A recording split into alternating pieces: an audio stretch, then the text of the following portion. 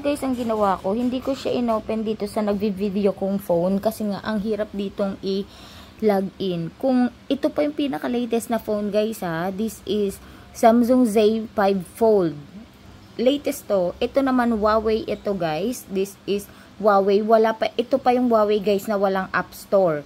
Yung AKP pa or basta yung ano pa ang dinadownloadan niya. Ngayon, syempre, tinry ko dito guys, yung sinasabi nila na i-ano yung, anong tawag nito? I-open yung developer option. Wala siya guys. Tingnan nyo naman, itsura dito, napaka-basic lang talaga.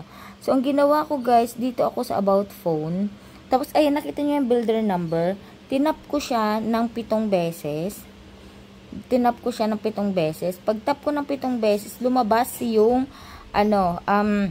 developer option. Tapos, in-off ko siya. Automatic, in-off ko siya. And then, after that, nag-open na ako ng aking GCash, guys. And then, boom, na-open ko na siya.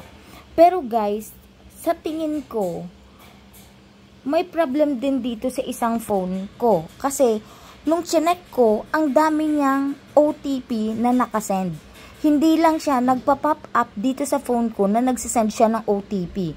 So, check your, guys, your messenger. Yung message, guys, message.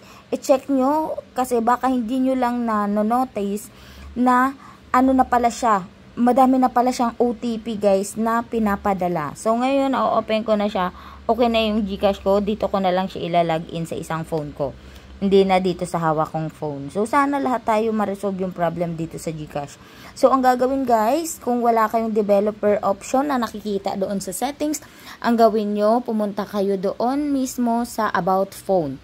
About Phone, and then yung builder number, tap 1, 2, 3, 4, 5, 6, 7, then automatic lalabas yung developer option. After the developer option, turn it off, and then balik kayo sa GCash.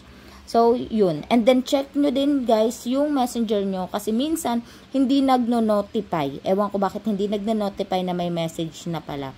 So, doon, guys, naglabasan lahat ng mga OTPs. Diyos ko po. So, sana lahat tayo matulungan at magawa natin ang paraan yung ating mga GCash. Bye, guys!